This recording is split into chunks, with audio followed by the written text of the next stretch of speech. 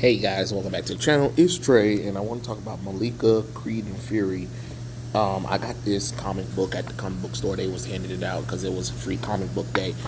Pretty meaty for a free comic book day comic book.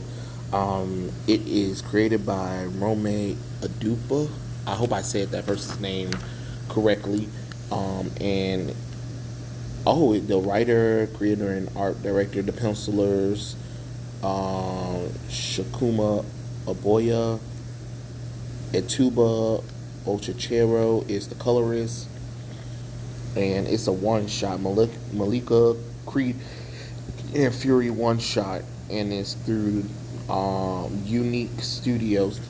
Okay, cool. So basically, the story opens up with a palace in Nigeria, 2024, and that everybody it's a kingdom, and there's a woman. She's like preaching to the crowd or whatever, and outside of that kingdom there's a terrorist organization that's like blowing part of the palace up. So 2 days later, a hooded figure enters a city trying to figure out what's going on. They crash through a secure area or whatever. They take down all of the guards, the robot guards, and before the hooded figure gets a computer, she turns around and says, "Show yourself," and she blasts at the intruder. The intruder speeds away or whatever and stuff like that. But then she uses her powers, I guess I don't know, of deception or something like that, and she catches the punch of the person, the female character. And the female character, she's shocked because she got super speed like the Flash, and she's like, "Who are you? You first." And then she was like, "Wrong answer." So then she tries to hook her, but of course the hooded figure slices her off, and then she removes her hoodie figure, and then the woman in the purple was like, "You're Malika." And she was like, "How do you know about me?" She's like, "I read a book about everything about you. What are you doing here?" and stuff like that, because my kingdom was attacked, and it's time for me to figure out who attacked or whatever and stuff like that. At first, Malika was standoffish because she didn't want this young girl's help, whose name is Zahar, and she tried to work the computer, but she was like, "Look, like you need my help." She was like, "I guess so." She was like, "I came here to see what was going on." Zahara was telling Malika, like, "Hey, I came here to figure out what was going on as well." And then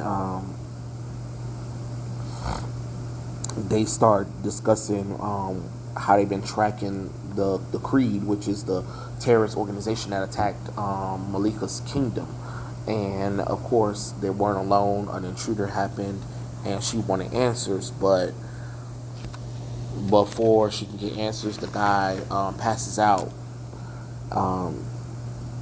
And then Zahara tells Malika, like, "Hey, we need to get information, and we need to figure out what's going on." And I hacked the computer to get all the information that I needed. But Malika was telling Zahara, like, "You just don't understand what the Creed has done." And then she was like, "Well, enlighten me." So Malika explains everything that happened with the Creed and how they had killed most of her countrymen and stuff like that. It's only a few of them, and now again the little people that she have left are being attacked by this Creed once again, and she's going to take them out, all of them. So basically, at the Creed hideout, they the leader, some female that I don't know her name yet because they haven't revealed her name, and they're preaching about the Creed, and Creed is all and I am none. And basically they was like, "We speak of freedom, but democracy, have they ever worked for this nation? We're going to give it justice." And of course, they have to move up the timeline or whatever. So Malika and Zahara finds out the hideout that they were in, and they were coming up with plans, but Malika was like, "No, we ain't got that time because they already know I'm here anyway." So she picks up a truck with her hand and just chucked that hoe into the building. That junk was hilarious. And she was like, "Just like we playing, right?" And then she's like, "We got these communicator devices, correct?"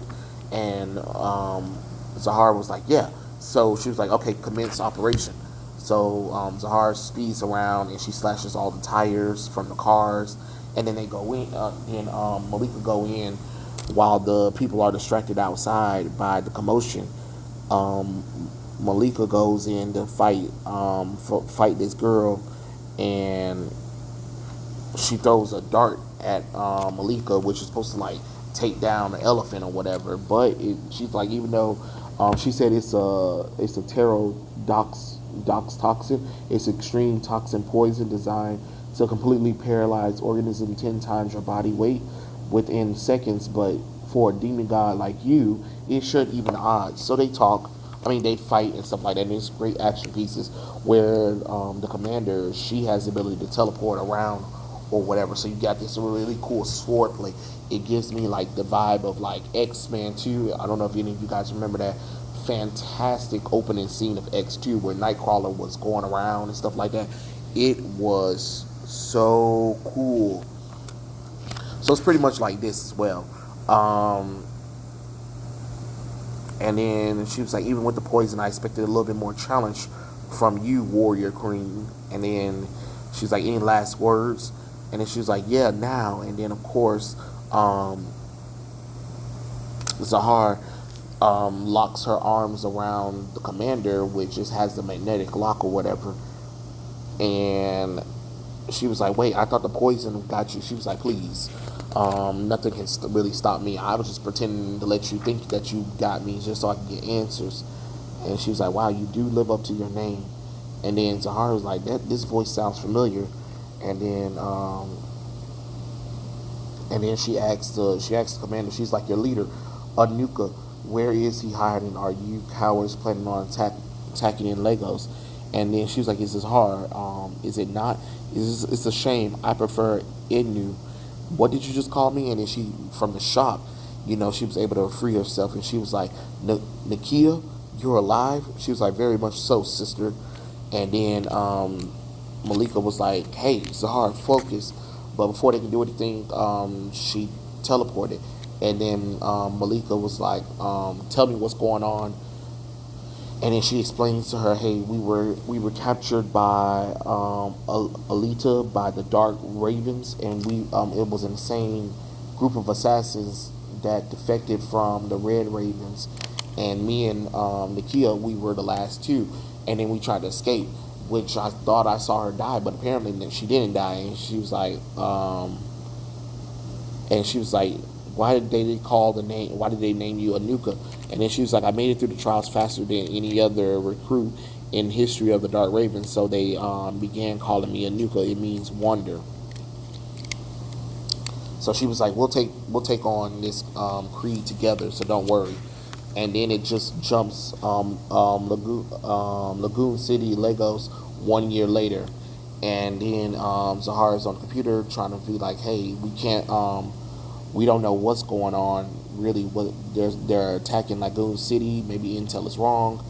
And she was like, okay, but have you heard anything from Malika? She's like, no, I haven't heard anything from Malika.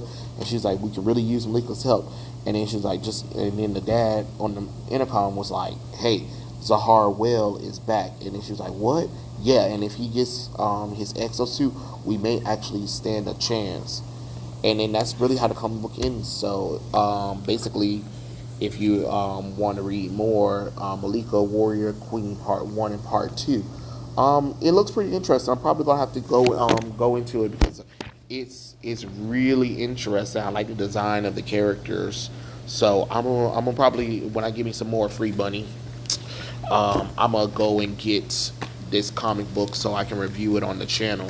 Because I think it's really cool. I think it's a really nice book. So yeah, Malika Creed and Fury is the name of the book. But yeah, I know it's not really much, but I said I'm going to try to review as many indie comic books as I can, and maybe some classic comic books. But you guys tell me what you guys think in the comments below, and I'll catch you guys later. Peace out.